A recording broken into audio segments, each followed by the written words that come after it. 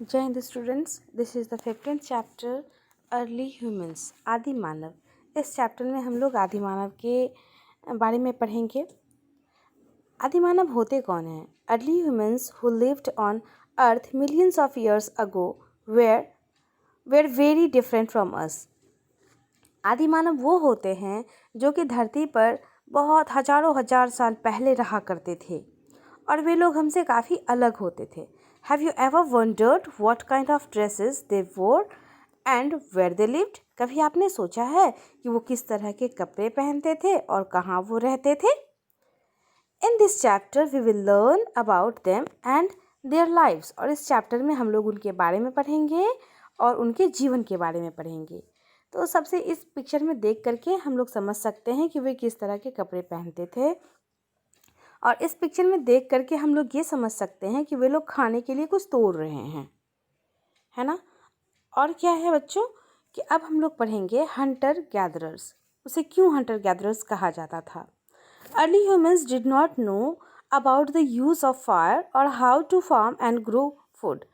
और आदि मानव ये नहीं जानते थे कि कैसे आग का उपयोग किया जाए और कैसे फसल उगाया जाए।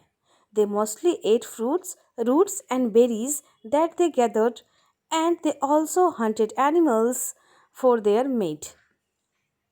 और वे लोग खाते थे क्या? तो सिर्फ फल खाते थे और रूट्स खाते थे, बेरीज खाते थे जो उसे आसानी से मिल जाए पेड़ों से। और वे लोग क्या करते थे? जानवरों का भी शिकार करते थे मीट खाने के लिए। और ये सब वे लोग कच्चा खाते थे क्योंकि आग का उपयोग करना उन लोगों ने सीखा नहीं था। Hence, early humans are known as hunter-gatherers और यही वजह है कि आदि मानव को hunter-gatherers भी कहा जाता है। Early humans had no fixed place that they called home और आदि मानव के पास कोई भी रहने का फिक्स जगह नहीं था जिसे कि होम कहा जाए, घर कहा जाए। They moved from one place to another in search of food. वे लोग एक जगह से दूसरे जगह घूमते रहते थे, जाते रहते थे भोजन की तलाश में। नेक्स्ट है शेल्टर एंड क्लॉथिंग। इसमें उसके रहन सहन और उसके कपड़ों के बारे में जानेंगे। Early human beings did not know how to weave. आदि मानव कपड़े को बिनना भी नहीं जानते थे। So they used barks and leaves to cover their bodies और यही वजह था कि वे लोग पेड़ के छाल और पत्तों का इस्तेमाल करते थे खुद को ढकने के लिए। They soon learned that the fur and skin of animals that they hunted could keep them warm at night. और जल्दी ही वे लोग ये सीख गए कि जिस जानवर का वो लोग शिकार कर रहे हैं उसका मीट खाने के लिए उसका स्किन भी बड़ा काम का हो सकता है क्योंकि उसका जो स्किन है, उसका जो फर है वो उसे रात में गर्मी पहुंचा सकता है। इसलिए वे लोग क्या करने लगे? उसके स्किन को सुखाकर और फिर उसे पहनना भी शुरू कर दिए। आदि मानव।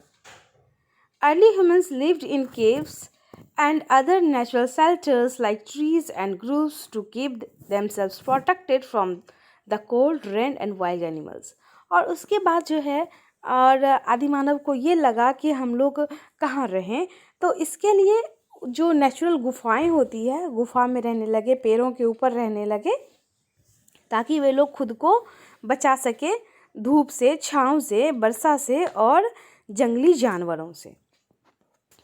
अब चूँकि हम लोगों ने तो जाना कि वे लोग जानवरों का शिकार करते थे अब मीट के लिए, तो कैसे, किस चीज़ से करते थे? तो औजार से करते थे।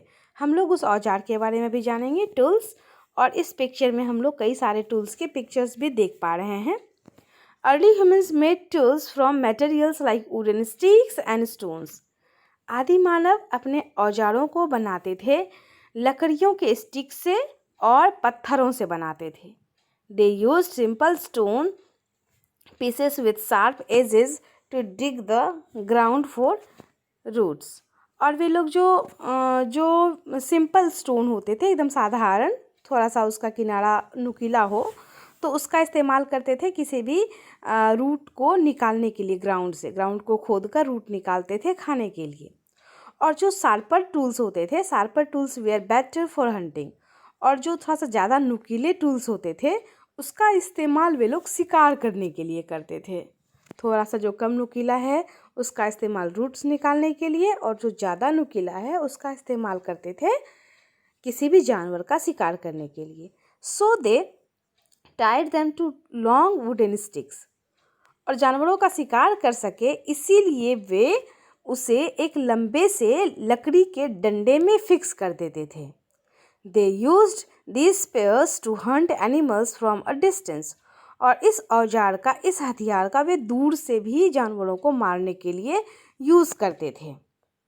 जैसा कि आप यहाँ पे देख सकते हो कि ये एक औजार है और इसमें लकड़ी के डंडे लगे हुए हैं और थोड़ा सा ये लंबा है, ये नुकीला ज़्यादा है, तो इसको दूर से भी अगर मारा जाए तो एनिमल का शिकार करना आसान हो जाएगा।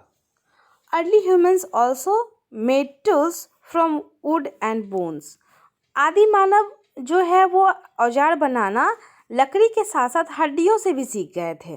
जैसे लकड़ी का तो बनाते ही थे, और उसके बाद जब वे लोग शिकार करके जानवर को लाते थे उसका मीट तो खा लेते थे, लेकिन उसकी जो हड्डियां हैं वो बच जाती थी, और वो जब सूख जाते थे तब उन लोगों को लगता था कि ये काफ़ी ज़्यादा नुकीला है और इसका इस्तेमाल भी हथियार बनाने के लिए किया जा सकता है। चलिए हम लोग फैक्ट क्वेस्ट एक जाने। इसमें क्या है कि as most of the tools they are made from stone, this time period is also called the stone age. इसमें ये कहा जा रहा है कि पुराने समय में जितने भी हथियार होते थे मैक्सिमम वो बनाए जाते थे पत्थरों से, इसीलिए इसे पाषाण काल या स्टोन एज कहा जाता है। यानी आदि मानव के समय को क्या कह सकते हैं हम लोग, स्टोन एज या पाषाण काल। अब थोड़ा सा ये देखें, लैंग्वेज एंड आर्ट, भाषा और कला। Early humans use simple signs and hand movement to talk to one another. और आदि मानव को तब तक भाषा का डेवलपमेंट नहीं हुआ था, वे लोग बोलना नहीं सीखे थे, तो एक दूसरे से बात करने के लिए इशारे का उपयोग करते थे। इशारे में बात करते थे या अपने हाथ के इशारे से, हैंड मूवमेंट से भी बात करते थे। Later they started using sounds to communicate with each other. और धीरे धीरे वे लोग साउंड का भी इस्तेमाल करने लगे एक दूसरे से कम्युनिकेट करने के लिए। कम्युनिकेट मीन्स होता है एक दूसरे से बात करना, अपनी बात को दूसरे तक पहुंचाना। Cave paintings have been found in a number of sites all over the world. They show animals and senses of hunting. जैसे गुफाओं का पेंटिंग, उस समय लोग गुफाओं में रहते थे तो अपने खाली समय को बिताने के लिए उसमें पेंटिंग करना शुरू कर देते थे। तो पेंटिंग क्या करते थे, उसके आसपास जो कुछ हो रहा होता है उसी का पेंटिंग किया करते थे। तो उसके पेंटिंग से हम लोग ये जान सकते हैं कि उस समय लोग कैसे करके, किस चीज़ों का उपयोग करके वे लोग शिकार करते थे। तो हम लोग बहुत सारी चीज़ों के बारे में जान सकते हैं उस पेंटिंग को देखकर। नेक्स्ट है फ्रॉम हंटर गैदरर्स टू सेल्टरर्स। एक हंटर गैदरर से कैसे वे लोग सेल्टरर बन गए, इसके बारे में हम लोग जानेंगे। We know that early humans gathered fruits and berries. हम लोगों ने ये जाना, हम लोग जानते हैं कि आदि मानव खाने के लिए फल और बेरीज को इकट्ठा करते थे। When they threw away the seeds of these fruits, they found that the seeds grew into new plants. और जब ये लोग फल को खाकर उसके बीज को फेंक देते थे तब उन लोगों ने ऑब्जर्व किया, तब उन लोगों ने पाया कि उन बीज से नए पौधे निकल आए हैं। Thus they discovered that plants grow from seeds. और तब उन लोगों ने सीखा, उन लोगों ने खोज किया, अच्छा तो प्लांट्स जो हैं, पेड़ पौधे जो हैं वो बीज से ही पनपते हैं। तब उन लोगों को पता चला। यह है फाइंड आउट। फाइंड आउट में क्या करते हैं, कोई क्वेश्चन दिया रहता है जिसे कि आपको उसके आंसर को पता करना होता है। इसमें यह कहा जा रहा है कि name the settlements that developed along river banks. आपको ऐसे सेटलमेंट का नाम पता करना है जो कि नदी के किनारे बसा हुआ है। ठीक है, तो हम लोग इसमें पढ़ेंगे, सबसे पहले ये पढ़ेंगे कि नदी के पास ही क्यों बसा। कोई भी शहर, कोई भी गांव नदी के पास ही क्यों बसा, उसके बाद उसके नाम के बारे में आपको खुद ही जानकारी हो जाएगी। तो क्या होता है कि soon they started scattering seeds on a patch of land to grow food. Thus began farming. और उसके बाद उन लोगों ने कुछ उन सारे बीजों को ज़मीन में बोने लगे, कुछ ज़मीन के टुकड़ों में, ताकि वो फार्मिंग कर सके, और वहीं से फार्मिंग भी स्टार्ट हुआ। Early humans saw that plants grew better after it rained. और आदि मानव ने देखा कि ये पौधे और भी अच्छी तरह से ग्रो कर रहे हैं जब बारिश होती है। तब उन लोगों को पता चला, so they realise that water help them grow faster. तब उन लोगों को एहसास हुआ कि पानी जो है पौधे को अच्छी तरह से ग्रो करने के लिए पानी की आवश्यकता होती है, पानी उसकी सहायता करता है। They started staying close to rivers and lakes. और यही वजह था कि वे लोग नदी और झील के किनारे बसना प्रारंभ कर दिए, वहीं रहना प्रारंभ कर दिए। तो इससे एक चीज़ तो पता चला कि सेटलमेंट नदी के किनारे क्यों हुआ। इसलिए हुआ क्योंकि वहाँ पे पानी की उपलब्धता थी, पानी मौजूद था, इस वजह से। और नदी या झील के पास बसे हुए किसी भी एक सेटलमेंट का नाम आपको पता करना है। ओके, तो आगे हम लोग देखें। As early humans learn to farm, they needed to stay in one place for a longer period of time as plants required time to grow. और अब क्या हुआ कि जो कि अर्ली ह्यूमंस थे, आदि मानव, वे एक जगह तो रुकते नहीं थे। जैसे ही एक जगह का भोजन समाप्त हुआ, वे दूसरी ओर चल देते थे। लेकिन अब ऐसा नहीं था, क्योंकि अब वो लोग खुद से अगर फसल बोते थे तो जब तक वो हो ना जाए, जब तक वो उससे फल ना निकल आए, तब तक वे लोग क्या करते थे, तो वहाँ पर रुकते थे। तो अब लोग एक जगह बहुत अधिक समय तक रहने लगे, क्योंकि किसी भी प्लांट को ग्रो करने के लिए समय तो अधिक चाहिए ही। Humans begin to build huts with branches of trees, leaves, animal skins and stones. और उसके बाद आदि मानव झोपड़ी बनाना सीख गए। और वे लोग झोपड़ी किस से बनाते थे, तो पेड़ की टहनियों से, पत्तों से और जानवरों के स्किन से और पत्थरों से भी बनाते थे। Later they learn to make mud huts. और उसके बाद धीरे धीरे वे लोग मिट्टियों से भी झोपड़ी बनाना सीख गए।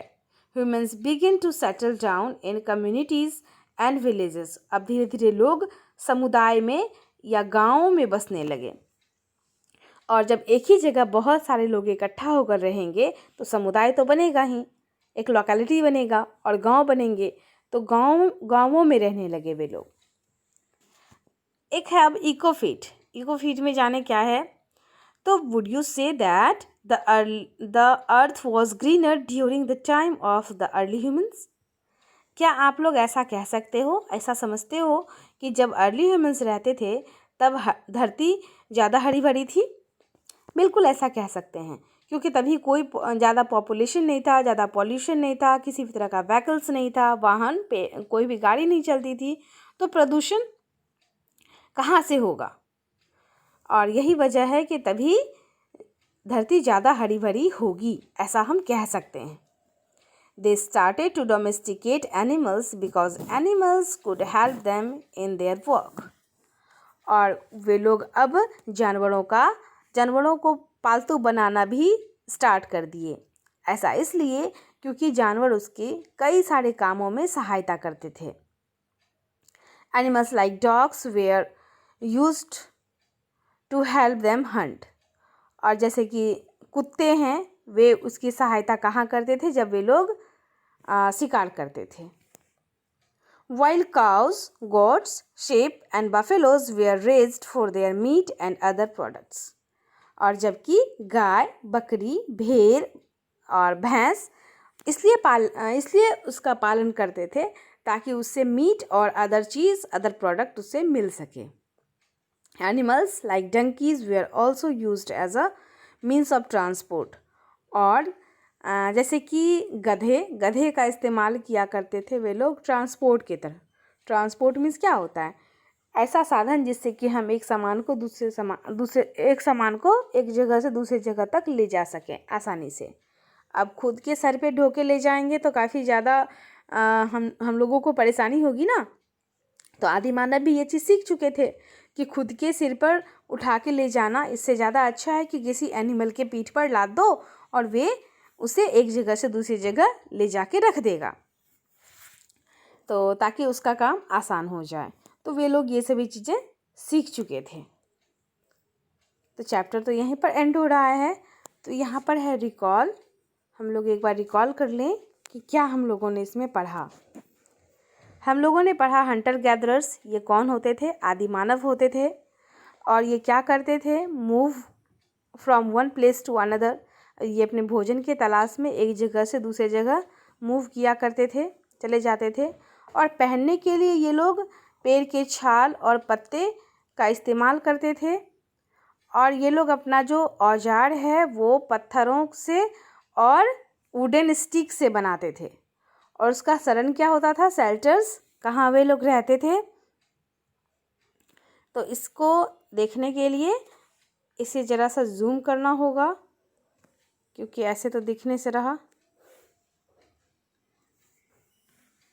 अब यहाँ पे देख सकते हो बिगिन बिल्डिंग हट्स। और वे लोग हट बनाना, झोपड़ी बनाना सीख चुके थे। Communities and villages came into existence. और अब समुदाय का भी डेवलपमेंट हो गया था, गांवों का डेवलपमेंट हो गया था, यानी कि लोग इकट्ठे होकर एक जगह लंबे समय तक रहने लगे थे। Beginning of agriculture and domestication of animals. और उसी समय में खेती करना भी प्रारंभ हो गया था और जानवरों को पालना भी प्रारंभ हो गया था। तो चैप्टर तो यहीं पर एंड हो रहा है। तो आप लोगों को इस वीडियो को अच्छी तरह से देखना है, चैप्टर को समझना है और इसमें जितने भी ऑब्जेक्टिव क्वेश्चंस हैं उसे सॉल्व करना है। Okay, thank you.